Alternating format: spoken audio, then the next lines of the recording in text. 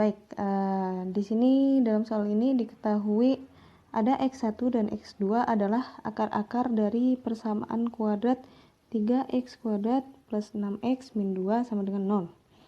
Nah, kemudian yang ditanyakan adalah persamaan kuadrat baru yang memiliki akar-akar dari 1 per X1 dan 1 per X2. Berarti yang harus kita cari pertama kali adalah penjumlahan dari akar-akar persamaan kuadrat yang sudah diketahui.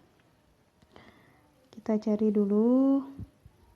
Di sini X1 ditambah X2 dalam rumus itu min B per A, gitu ya rumusnya. Nah, kalau perkalian dari akar-akar X1 dikali X2 itu adalah C per A.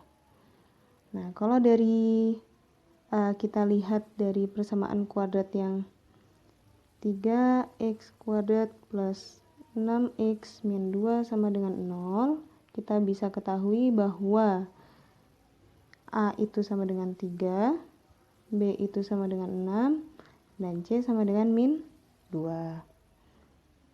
Berarti kita langsung saja ke perhitungannya. Pertama, X1 ditambah X2 min B per A. Kita langsung min, B-nya kita substitusikan 6, dan A-nya adalah 3. Berarti negatif 6 dibagi 3 adalah 2, gitu ya. Nah, untuk yang kedua kita cari X1 dikali X2 C per A. C-nya min 2, A-nya 3, gitu ya. Berarti tetap min 2 per 3.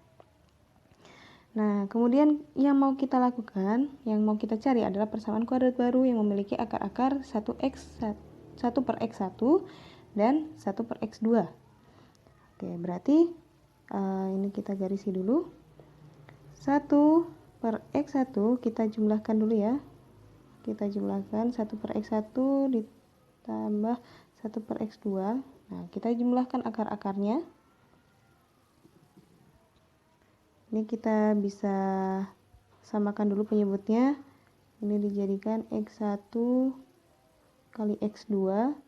Berarti yang di sini adalah ketika X1 dikalikan dengan X2, ya kan? Berarti yang atas juga harus dikalikan dengan X2. Berarti kita tulis X2.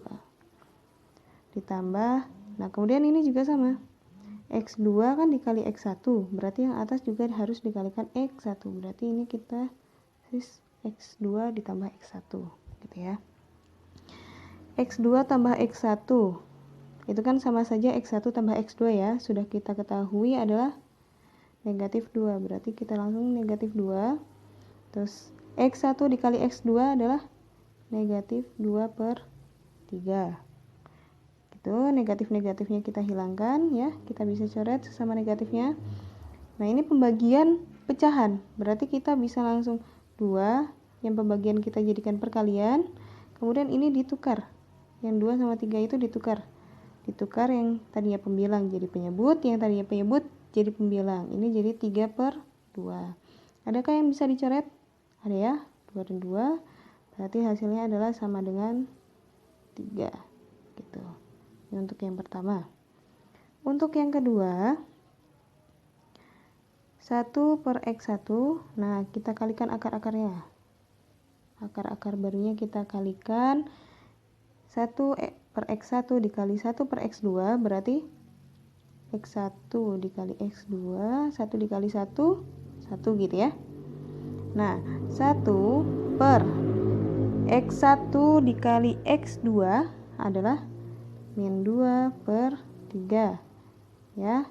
Kita bisa ubah 1 dikali negatif 3 per 2 sama kayak yang pertama tadi. Kita tukar pembilang dan penyebutnya. Nah, kemudian hasilnya berarti tetap min 3 per 2 gitu ya.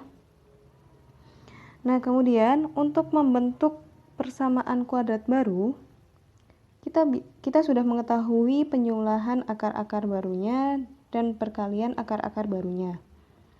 Ya, ini hasilnya ada, penjumlahannya adalah 3, perkaliannya adalah min 3 per 2. kita langsung tulis ke persamaan baru ya.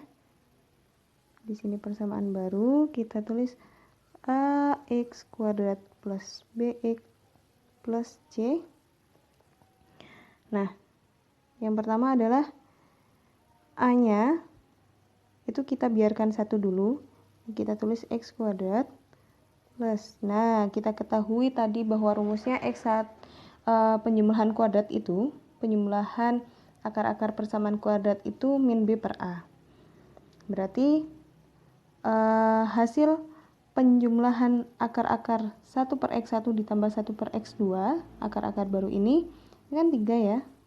Nah, 3 ini adalah min b per a. Berarti kalau kita tulis di sini, kita bisa tulis min 3 x, terus c-nya min 3 per 2. Agar tidak ada pecahan ya, berarti ini kita langsung dikalikan 2 aja. Nah, persamaan kuadrat yang pertama ini kita kalikan dengan 2 biar pecahannya hilang. Berarti ini jadi 2x kuadrat min 6x min 3 gitu ya. Nah, jadi persamaan kuadrat baru yang memiliki akar-akar 1 per x1 dan 1 per x2 adalah 2x kuadrat min 6x min 3.